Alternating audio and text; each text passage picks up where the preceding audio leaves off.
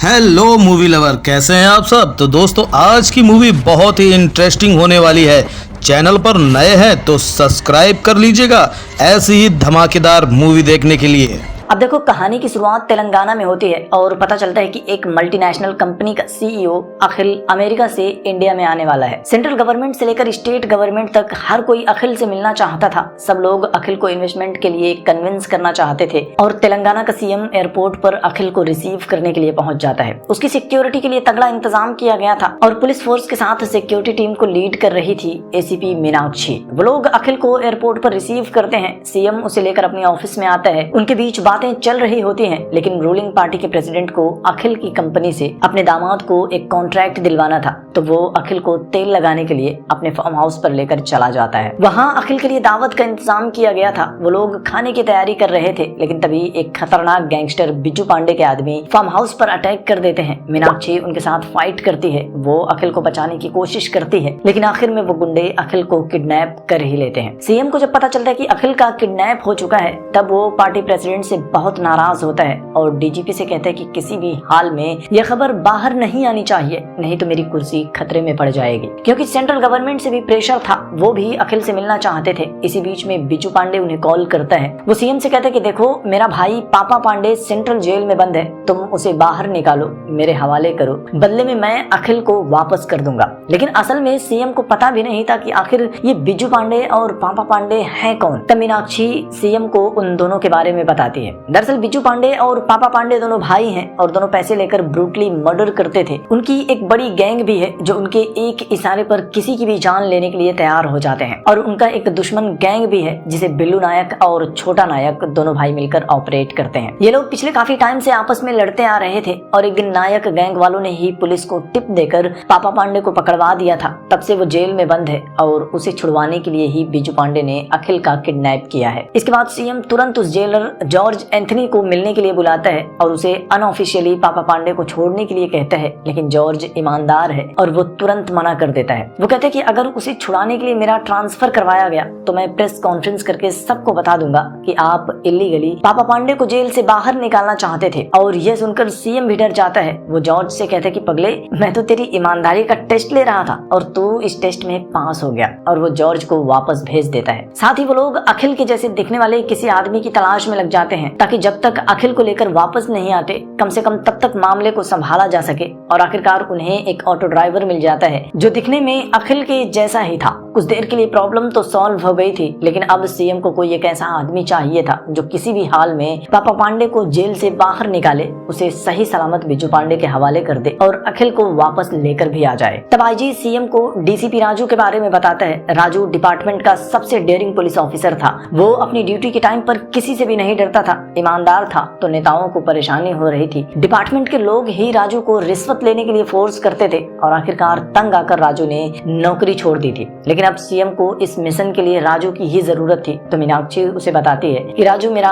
Ex boyfriend है। मीनाक्षी ने ही उसके साथ ब्रेकअप कर लिया था, जिसके बाद राजू ने उससे कहा था कि तुम्हारे वापस आने में चाहे जितने भी साल लगे, मैं तुम्हारा इंतजार करूंगा और किसी भी दूसरी लड़की को अपने जीवन में आने नहीं दूंगा। मीनाक्षी को लगता है कि राजू अभी भी उसके लौटने का इंतजार कर रहा होगा और सीएम के कहने पर वो राजू को ढूंढना शुरू कर देती है। दूसरी तरफ हम राजू को देखते हैं। वो अब गोदावरी नदी के किनारे बसे एक छोटे से गांव में रहता है। उसकी शादी हो चुकी है और अब उसके 4 बच्चे भी हैं। दरअसल राजू अनाथ था और नौकरी छोड़ने के बाद उसका कहीं भी कोई ठिकाना नहीं था। और ऐसे ही एक दिन वो ट्रेन से कहीं जा रहा होता है, तो उसी ट्रेन में भाग्य लक्ष्मी भी होती है। वो ट्रेन के दरवाजे पर उदास बैठी हुई थी। दोनों की नजरें मिलती हैं, दोनों बातें शुरू करते हैं। भाग्य लक्ष्मी उसे बताती है कि शादी के लिए 18 रिश्ते रिजेक्ट हो चुके हैं, इसलिए वो उदास है। राजू भी कहता है कि मैंने अपनी नौकरी छोड़ दी है, इसलिए मैं उदास हूँ। और इसी तरह से पहली नजर में ही उन दोनों को प्यार हो जाता है, जिसके बाद भाग्य लक्ष्मी के पापा भी फटाफट से उन दोनों की शादी करवा देते हैं। और शादी के बाद राजू उनके साथ उनके घर में ही रहता है। भाग्य लक्ष्मी और राजू दोनों एक दूसरे से बहुत प्यार करते हैं। मतलब कि 6 साल में उनके 4 बच्चे हुए हैं, तो प्यार तो करते हैं। भाग्य लक्ष्मी की 2 बहनें भी हैं और वो भी अपने अपने पति के साथ उनके घर में ही रहते हैं। और अक्सर वो दोनों मिलकर राजू को नीचा दिखाने की कोशिश करते हैं। भाग्य लक्ष्मी अनपढ़ है और इसी वजह से थोड़ी बहुत पारिवारिक कॉमेडी होती है। है जिसे स्किप करते हैं और कहानी पर आगे बढ़ते हैं। तो अगली सुबह राजू अपने बेटे लिंगम को लेकर स्कूल जा रहा होता है। तब राजू के ससुर जी उसे बुलाते हैं, उसे 5 लाख रुपए देते हैं कि ये पैसे ले जाकर कॉन्ट्रैक्टर को दे देना। राजू अपने बेटे के स्कूल बैग में पैसे रख लेता है और स्कूल जाने लगता है। लेकिन रास्ते में बस स्टॉप पर वो अपने स्कूल टीचर जयराम को देखता है और राजू उन्हें देखते ही पहचान जाता है। जयराम बहुत उदास होते हैं। तब राजू उनके पास जाता है और उन्हें बताता है कि मैं आपका स्टूडेंट हूँ राजू। इसी के साथ हम राजू के बचपन की छोटी सी स्टोरी देखते हैं। राजू एग्जाम में चिट लेकर गया हुआ था, वो नकल कर रहा होता है और तब जयराम उसे देख लेता है, लेकिन वो राजू को इग्नोर करके वहां से चला जाता है। राजू को मास्टर का यह बर्ताव थोड़ा सा अजीब लगता है। एग्जाम खत्म होने के बाद वो मास्टर के पास जाकर पूछते हैं कि आपने मुझे चीटिंग करते हुए देखा था, लेकिन आपने कुछ कहा क्यों नहीं। तब मास्टर उसे कहते हैं कि अगर मैंने तुम्हें चीटिंग करते हुए पकड़ लिया तो तुम एक लूजर कहलाओगे, लेकिन तुम चीटिंग न करो, इसके लिए तुम्हें खुद ही इस बात का एहसास होना चाहिए कि तुम चीटिंग कर रहे थे, और अगर तुमने खुद को चीटिंग करते हुए पकड़ लिया तो खुद की नजर में तुम एक जोकर बन जाओगे।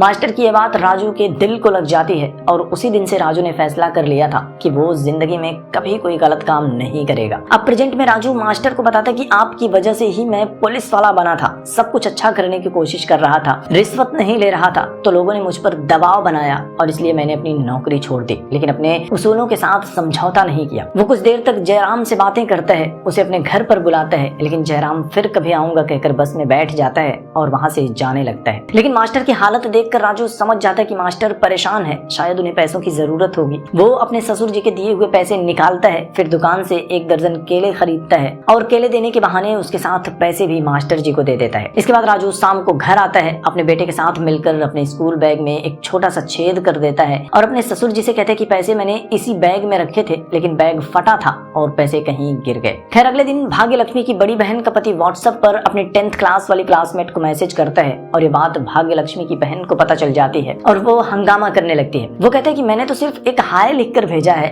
इसमें कोई बड़ी बात तो नहीं है। लेकिन तभी राजू वहां आ जाता है और वो आग में घी डालने लगता है। वो कहता है कि हाय का मतलब होता है कि मैं तुम्हें गले लगाना चाहता हूँ, और यह सुनकर भाग्य लक्ष्मी की बहन रोने लगती है। सब लोग उस आदमी को ठरकी मान लेते हैं, जिसके बाद राजू अपने मुंह से अपना ही गुणगान कर रहा होता है कि मैं तो बहुत शरीफ हूँ, आज तक मैंने किसी दूसरी लड़की की तरफ आंख उठाकर नहीं देखा। और ठीक उसी समय राजू की एक्स गर्लफ्रेंड मीनाक्षी उसे ढूंढते हुए वहां पहुंच जाती है। उसे देखते ही राजू शॉक्ड हो जाता है। मीनाक्षी उसके पास आती है और सबसे पहले राजू से कहती है, हाय राजू। इसके बाद तो भाग्य लक्ष्मी का पूरा परिवार राजू को उल्टा सीधा बोलने लगता है। तब भाग्य लक्ष्मी उनसे कहते कि मेरे पति ने तो कुछ गलत नहीं किया है, उन्होंने शादी से पहले प्यार किया था, शादी के बाद तो सिर्फ मुझसे ही प्यार करते हैं। फिर वो राजू के पास आती है, बड़े प्यार से राजू से कहती है कि भले ही आपने पहले मुझे अपनी लव स्टोरी के बारे में नहीं बताया, लेकिन अब मैं सब कुछ जानना चाहती हूँ। राजू भी उसकी प्यार भरी बातें सुनकर पिघल जाता है और उसे मीनाक्षी के साथ अपनी लव स्टोरी के बारे में बताना शुरू करता है। फ्लैशबैक में हम देखते हैं कि राजू ट्रेनिंग कैंप में ट्रेनर था और मीनाक्षी उसी कैंप में ट्रेनिंग के लिए आई थी, और राजू को देखते ही उसे राजू से प्यार हो जाता है। वो राजू को लाइन मारने लगती है और ट्रेनिंग खत्म होने से पहले ही राजू को भी उससे प्यार हो जाता है। दोनों के बीच एज गैप बहुत ज्यादा था, लेकिन उन दोनों को एज गैप से कोई प्रॉब्लम नहीं थी। फिर मीनाक्षी ट्रेनिंग पूरी करके ड्यूटी ज्वाइन करने वाली होती है, लेकिन उसी टाइम पर राजू ने एक ऑपरेशन में कुछ गुंडों का एनकाउंटर कर दिया था। इसकी वजह से उसे सस्पेंड कर दिया जाता है, जिसके बाद गुस्से में राजू नौकरी छोड़ देता है। वो मीनाक्षी से कहते हैं कि ये लोग तुम्हारे साथ भी ऐसा ही करेंगे, तो तुम भी नौकरी छोड़ दो और हम दोनों साथ चलकर कहीं घर बसा लेते हैं। लेकिन मीनाक्षी नौकरी छोड़ने से मना कर देती है और राजू जिद करता है तो मीनाक्षी उसके साथ ब्रेकअप कर लेती है। खैर अब प्रेजेंट में मीनाक्षी राजू को अखिल के किडनैपिंग केस के बारे में बताती है। वो राजू से कहती है कि इस ऑपरेशन को पूरा करने के लिए मुझे तुम्हारी जरूरत है, तुम्हें मेरे साथ चलना होगा। राजू भी तुरंत इसके लिए मान जाता है और मीनाक्षी से कहता है कि यार मेरी वाइफ बहुत अच्छी है, वो मुझे जाने से कभी नहीं रोकेगी। फिर वो इस रेस्क्यू ऑपरेशन के बारे में बताने के लिए भाग्य लक्ष्मी के पास जाता है, तो भाग्य लक्ष्मी का गुस्सा देखकर डर जाता है और भाग्य लक्ष्मी भी राजू को जाने से मना कर देती है। आईजी भी मीनाक्षी के साथ ही था,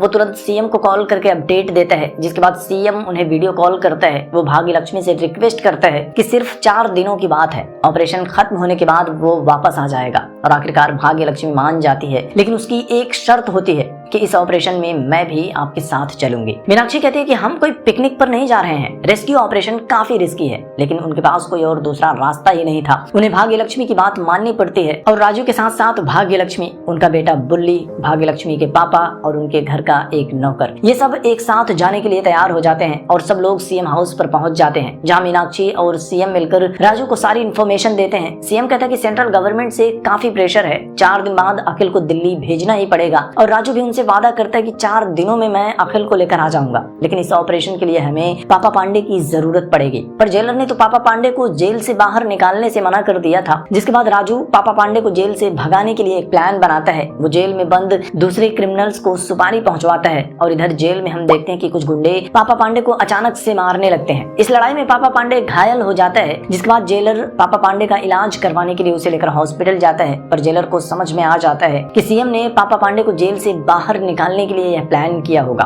वो हॉस्पिटल में भी सिक्योरिटी टाइट कर देता है, लेकिन इधर राजू प्लान बनाता है, सीएम के फैमिली डॉक्टर को भी इस प्लान में शामिल करता है। मीनाक्षी, राजू और भाग्य लक्ष्मी तीनों डॉक्टर के वेश में हॉस्पिटल के अंदर जाते हैं। बाहर से आईजी उस जेलर का ध्यान भटकाता है और ये लोग पापा पांडे को लेकर हॉस्पिटल से निकल जाते हैं। फिर एक जगह पर रुककर वो लोग बिज्जू पांडे को वीडियो कॉल करते हैं, पापा पांडे से उसकी बात करवाते हैं। लेकिन पापा पांडे की गर्दन में चोट लगी थी, तो डॉक्टर कहता है कि पापा पांडे ज्यादा बात नहीं कर सकता। इसके बाद बिज्जू पांडे उन्हें लोकेशन भेज देता है और राजू से कहता है कि मेरे भाई को वहां लेकर आ जाना, नहीं तो मैं अखिल को मार डालूंगा। सब कुछ अच्छा चल रहा होता है। वो लोग पहाड़ी वाले रास्ते पर रुककर आराम कर रहे थे। भाग्य लक्ष्मी सबके लिए खाना निकालती है। पापा पांडे किनारे पर बैठकर सिगरेट पी रहा होता है, तो भाग्य लक्ष्मी उसके पास जाती है, उसे खाना देने लगती है। लेकिन पापा पांडे मना करता है और उसे कहता है कि मैं खाना नहीं खा पाऊंगा। लेकिन भाग्य लक्ष्मी तो गाँव की है, अनपढ़ है, गंवार है, वो जिद करने लगती है। इसी बीच में उसके हाथ से थोड़ा सा धक्का लगता है और पापा पांडे ढलान से नीचे गिरते हुए नीचे वाली सड़क पर पहुंच जाता है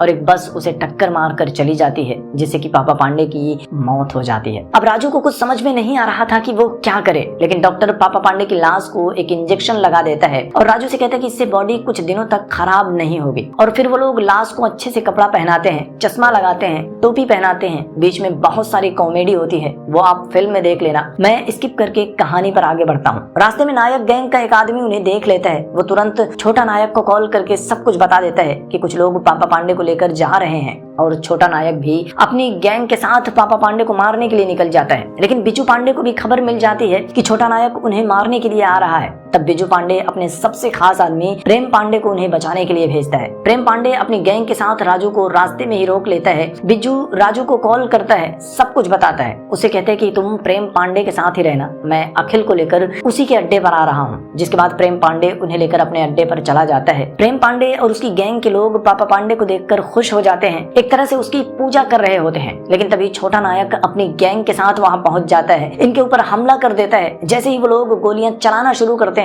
तो राजू पापा पांडे की व्हील चेयर को भी उनके बीच में ढकेल देता है। राजू का प्लान था कि इस तरह से वो बिज्जू पांडे से कह देगा कि लड़ाई में पापा पांडे को गोली लग गई थी और वो मर गया। लेकिन प्रेम पांडे व्हील चेयर वापस छुपा देता है। काफी देर तक लड़ाई चलती है और आखिरकार दोनों गैंग के सारे लोग मारे जाते हैं। इधर बिज्जू पांडे के आने से पहले ही राजू पापा पांडे के शरीर पर कुछ घाव बनाता है, उस पर खून लगाता है और जैसे ही बिज्जू पांडे वहां आता है, राजू उसे कहता है कि पापा पांडे बहुत बहादुरी से लड़े, लेकिन इस लड़ाई में मारे गए, तो अब तुम अखिल को मेरे साथ भेज दो, क्योंकि पापा पांडे की यही आखिरी इच्छा थी। बिज्जू पांडे भी रोते हुए उसकी बात मान जाता है और अखिल को भेजने के लिए तैयार हो जाता है। But at the same time jailer भी राजू का पीछा करते हुए वहां पहुंच जाता है और जब राजू पापा पांडे के शरीर पर घाव बना रहा था, खून लगा रहा था, प्लान बना रहा था, वो सब कुछ जेलर ने अपने फोन में रिकॉर्ड कर लिया था। वो बिज्जू पांडे को पूरा वीडियो दिखाता है, उसे बताता है कि पापा पांडे इस लड़ाई में नहीं मरा, इन लोगों ने उसे बहुत पहले ही मार दिया था। यह सुनकर बिज्जू पांडे गुस्से में अपनी बंदूक उठाता है और राजू को मारने वाला होता है, लेकिन मौका पाकर राजू जेलर से प्लान बी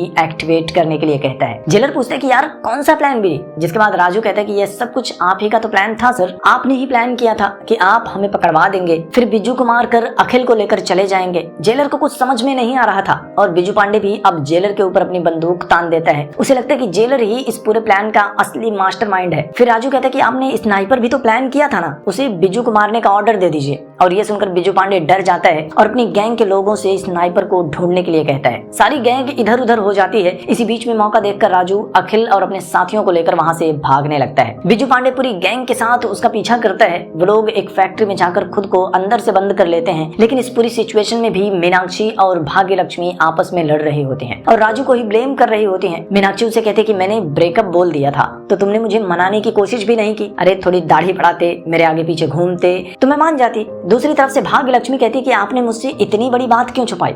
अब एक काम करो, मुझे छोड़कर इसी से शादी कर लो। और आखिरकार उन दोनों की किचकिच से राजू का खून खौलने लगता है। वो एक एक करके बिजू पांडे की कुंडों की धुलाई करने लगता है और इस लड़ाई में वो बिजू पांडे को भी मार देता है। ऑडियंस को भी मैसेज देता है कि अगर एक लड़की छोड़कर चली जाए तो उसके लिए कभी पागल मत होना, दूसरी पटा लेना। और वाइफ कितने भी प्यार से पूछे उसे शादी से पहले के अपने अफेयर्स के बारे में कभी मत बताना। खैर लड़ाई खत्म हो जाती है, लेकिन एक ट्विस्ट अब भी बाकी है, क्योंकि अब राजू खुद अखिल को किडनैप कर लेता है। वो सीएम को कॉल करता है। अब देखो, मास्टर जयराम तो आपको याद ही होगा, जो बस स्टॉप पर उदास था तो राजू ने उसे पैसे दिए थे, लेकिन मास्टर को पैसों की जरूरत नहीं थी। वो राजू के पैसे वापस करने के लिए उसके घर आया था और उसने राजू को बताया था कि इलेक्शन के दौरान एमएलए कैंडिडेट बिना लाइन के वोट डालने के लिए जा रहा था, तो मास्टर ने उसे रोक दिया था। नियम के मुताबिक लाइन में खड़े होकर वोट डालने के लिए कहा था, जिससे कि उस कैंडिडेट का ईगो हर्ट हो गया था और इलेक्शन जीतकर एमएलए बनने के बाद उसने एक लड़की को पैसे देकर मास्टर के ऊपर झूठा इल्जाम लगवा दिया था कि मास्टर ने उसके साथ छेड़खानी की है। इसके बाद मास्टर को स्कूल से बेइज्जत करके निकाल दिया गया था, जिसके बाद मास्टर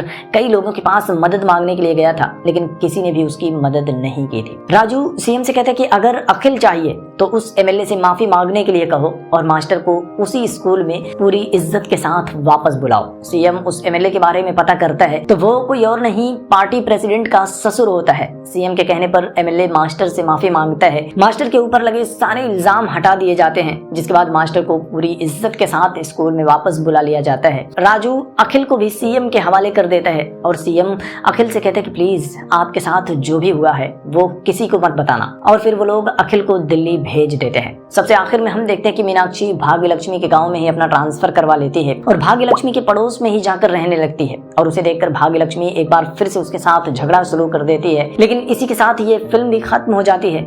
हाँ तो दोस्तों, आज की ये वीडियो आपको कैसी लगी? अच्छी लगी हो तो एक लाइक कर देना, चैनल को सब्सक्राइब कर लेना और अपने दोस्तों के साथ शेयर जरूर करना। मिलते हैं नेक्स्ट वीडियो में।